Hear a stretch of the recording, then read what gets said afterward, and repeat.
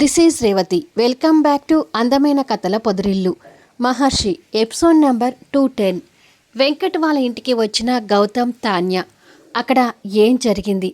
కథలకు వెళ్ళబోయే ముందు దయచేసి వీడియోకి ఒక లైక్ ఇవ్వండి. అలాగే హైప్ ఇచ్చి వీడియోని సపోర్ట్ చేయండి. ఇలాంటి ఇంట్రెస్టింగ్ స్టోరీస్ కోసం మన 2 ఛానల్స్ని సబ్స్క్రైబ్ చేసుకోండి. తాన్య పడుకోవడానికి రూమ్లోకి వచ్చేసరికి గౌతమ్ రూమ్ వెనుక బాల్కనీలో నిలబడి చందమామను చూస్తూ నిలబడి ఉంటాడు. గౌతమ్ కనపడకపోయేసరికి తాన్య వెతుక్కుంటూ అక్కడికి వెళ్ళి గౌతమ్ని చూసి, పడుకోకుండా ఇక్కడ నిలబడ్డావేంటి అని అడుగుతుంది. తన మాటతో వెనక్కి తిరిగి, ఇలారా డెవిల్ అంటూ తనని పిలుస్తాడు. నేను రాను, విషయం ఏంటో చెప్పు అంటుంది అక్కడే నిలబడిపోయి. ఎంతైనా డెవిల్ అని బాగా నిరూపించుకుంటున్నావు అని తన దగ్గరికొచ్చి, రేపొకసారి వెంకట్ వాళ్ళ ఇంటికి వెళ్ళొద్దామా అని అడుగుతాడు. ఏం, అప్పుడే పాప మీదకి మనసు వెళ్తుందా అని అడుగుతుంది. అవును, పాపని చూడాలనిపిస్తుంది.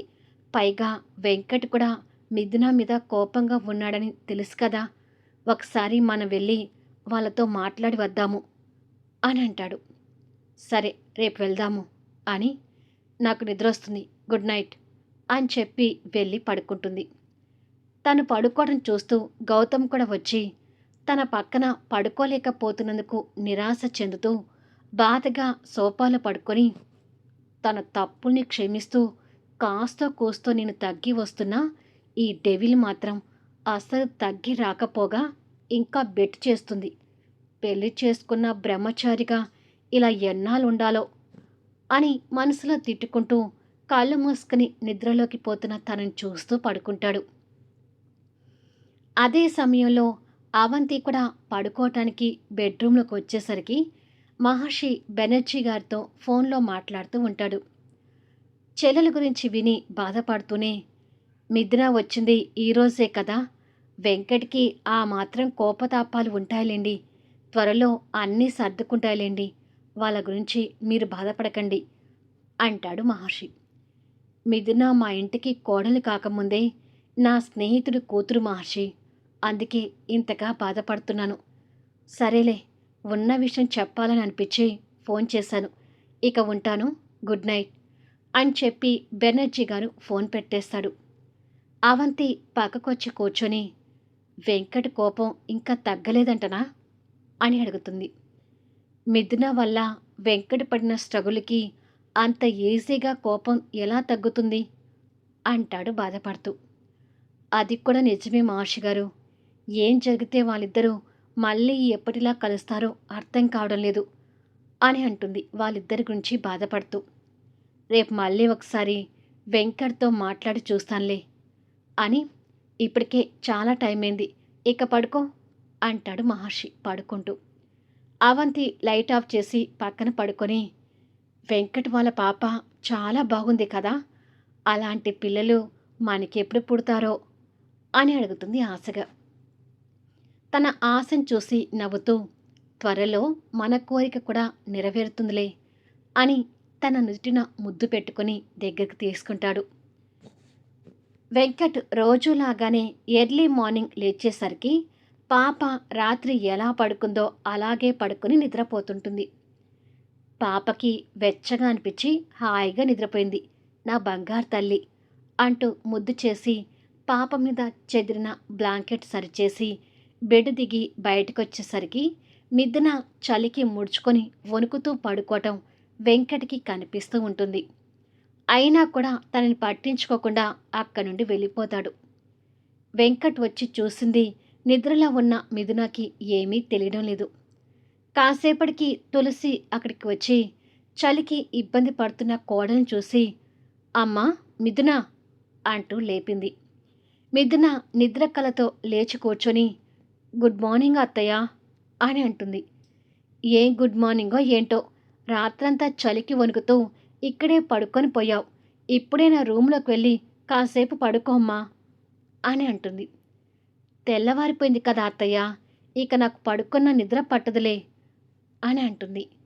రాత్రంతా నిద్రపోయినట్టుగా లేదు, కాసేపు వెళ్ళి పడుకో తల్లి అంటుంది తులసి. రూమ్లోకి వెళ్ళి పడుకుంటే మీ అబ్బాయితో లేనిపోని గొడవ ఏమీ వద్దులే అని అంటుంది.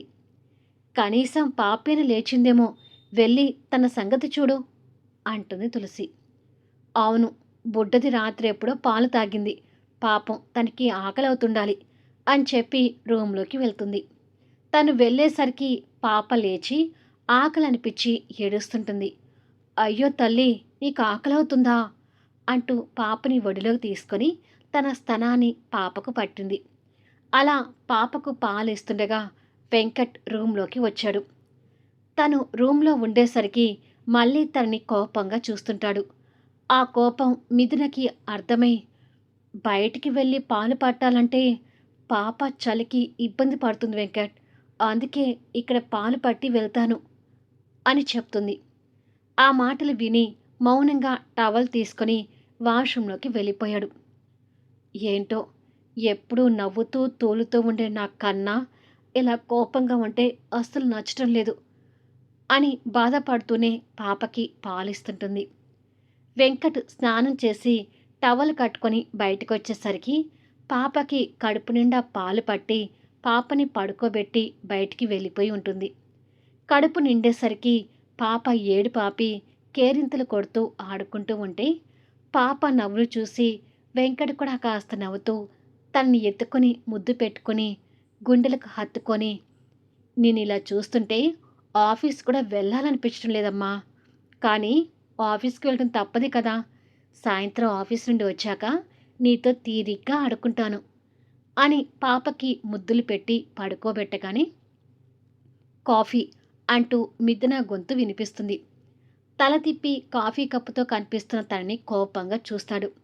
ఆ కోపానికి మిథున మళ్ళీ భయపడుతూ, అత్తయ్య గారు ఇవ్వమంటే తీసుకొచ్చాను అని కాఫీ కప్ పక్కకు పెట్టి రూమ్ నుండి బయటికి వెళ్ళిపోతుంది. అక్కడ పెట్టిన కాఫీ కప్ వైపు కోపంగా చూసి కాఫీ తాగకుండానే వెళ్ళి బట్టలు వేసుకుంటాడు. కొద్దిసేపటికి తులసి టిఫిన్ వడ్డిస్తుంటే వెంకట్ బెనర్జీ గారు కూర్చొని టిఫిన్ చేస్తుంటారు. మిథునాని కూడా టిఫిన్ చేయమని తులసి అంటాడు బెనర్జీ గారు. నానా, ప్రతిదానికి మనతో పాటు తనని కలపకండి, తను తర్వాత టిఫిన్ చేస్తుందిలే, మీరు కానివ్వండి, మనం త్వరగా ఆఫీస్కి వెళ్ళాలి అంటాడు వెంకట్. కొడుకు సీరియస్గా చెప్పేసరికి బెనర్జీ గారు కూడా ఇంకేమీ మాట్లాడలేకపోతుంటారు. కిచెన్లో ఉన్న మిథునకి ఆ మాటలు విని ఒకప్పుడు ఇద్దరు కలిసి కూర్చొని ఒకరికొకరు తినిపించుకోవటం గుర్తు చేసుకొని బాధపడుతుంటుంది. కొద్దిసేపటికి తండ్రి కొడుకు ఇద్దరు టిఫిన్ ముగిస్తారు. మేము ఆఫీస్కి వెళ్ళొస్తాం తులసి అని చెప్పి బెనర్జీ గారు అంటూ ఉండగా డోర్ బెల్ వినిపిస్తూ ఉంటుంది. ఎలాగో ఆఫీస్కి వెళ్ళడానికి వెంకట్ బయటికి వెళ్తూ డోర్ తీశాడు. ఎదురుగా గౌతమ్, తాన్య నిలబడి ఉంటారు. గౌతమ్ రాకని వెంకట్ కోపంతో ఆశ్చర్యంగా చూస్తుంటాడు. హాయ్ వెంకట్, గుడ్ మార్నింగ్ అంటాడు గౌతమ్ చిన్న స్మైల్తో. వెంకట్ బదులివ్వకుండా కోపంతో గౌతమ్ని అలాగే చూస్తుంటాడు. నీ కోపంతో మమ్మల్ని లోపలికైనా రాణిస్తావా, లేక ఇక్కడ నిలబెట్టిస్తావా అని అడుగుతుంది తాన్య. దాంతో వెంకట్ వాళ్ళు రావటానికి మౌనంగా దారిస్తాడు. పద గౌతమ్ అని చెప్పి తాన్య, గౌతమ్ లోపలికొస్తారు. స్నేహితుడి కొడుకు ఇంటికి రావడం చూసి బెనర్జీ గారు సంతోషపడుతూ, గౌతమ్, తాన్య రండి అంటూ రిసీవ్ చేసుకుంటాడు. బెనర్జీ గారు మామూలుగా మాట్లాడేసరికి గౌతమ్ ఇబ్బంది వదిలేసి తాన్యతో కలిసి లోపలికొస్తాడు. వాళ్ళ అన్న వచ్చాడని బెనర్జీ గారి మాటల ద్వారా కిచెన్లో ఉన్న మిథునాకి వినపడి రయ్యన బయటికొచ్చి, అన్నయ్య, తాన్య అంటూ దగ్గరికి వెళ్తుంది. చెల్లెల్ని చూడగానే గౌతమ్ సంతోషపడుతూ, నువ్వు పాప వెళ్ళిపోయేసరికి ఒక్క రోజులోనే మిమ్మల్ని మిస్ అవటం కొట్టొచ్చినట్టు తెలిసిందమ్మా, అందుకే ఆగలేక వచ్చేశాను అని అంటాడు. పాపం చూడకుండా ఉండలేరని నేను కూడా అనుకుంటూనే ఉన్నాను అన్నయ్య అంటూ మిథున అలా మాట్లాడుతూ ఉండగానే తనకి కోల్డ్గా అనిపించి తుమ్ముతుంది. ఏంటి మిథున అలా తుమ్ముతున్నావు, కోల్డ్ చేసిందా అని అడుగుతుంది తాన్య. కొంచెం కోల్డ్గా ఉంది, చలికాలం కదా అని అంటుంది మిథున. జాగ్రత్త, కోల్డ్తో పాటు జ్వరం కూడా వచ్చిందంటే నీ పాలు తాగే పాపకి కూడా జ్వరం రావచ్చు అంటుంది తాన్య. జాగ్రత్తగానే ఉంటానులే అంటుంది మిథున కొంచెం బాధపడుతూ. పాపం రాత్రి బయట పడుకోవటం వల్ల జలుబు చేసినట్టుంది అని అనుకుంటుంది తులసి. మీరు ఉండండి నాన్న, నేను ఆఫీస్కి వెళ్తాను అని చెప్పి వెంకట్ వెళ్ళబోతుంటే, నీతో మాట్లాడాలి, కాసేపు కూర్చో వెంకట్ అంటాడు గౌతమ్. మీతో మాట్లాడాల్సిన అవసరం నాకేమీ లేదు అని వెంకట్ కోపంగా చెప్పి, నేను ఆఫీస్కి వెళ్తున్నా నాన్న అంటూ బయటకు వెళ్ళిపోతాడు.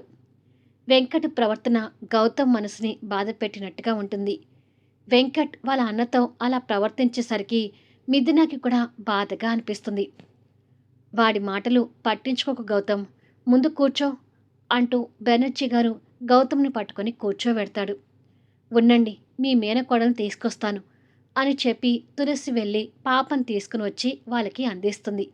ఇద్దరూ పాపని ముద్దు చేస్తూ కూర్చుంటారు. ఇలా కొద్దిసేపు తర్వాత గౌతమ్ పాపని తాన్యాకిచ్చి, వెంకట్ మిథున విడిపోవటానికి నాలో కూడా కొంచెం తప్పుంది బెనర్జీ గారు. ఆ రోజు నేనే దగ్గరుండి మిథునాని మీ ఇంటి నుంచి తీసుకువెళ్ళి దూరం చేశాను.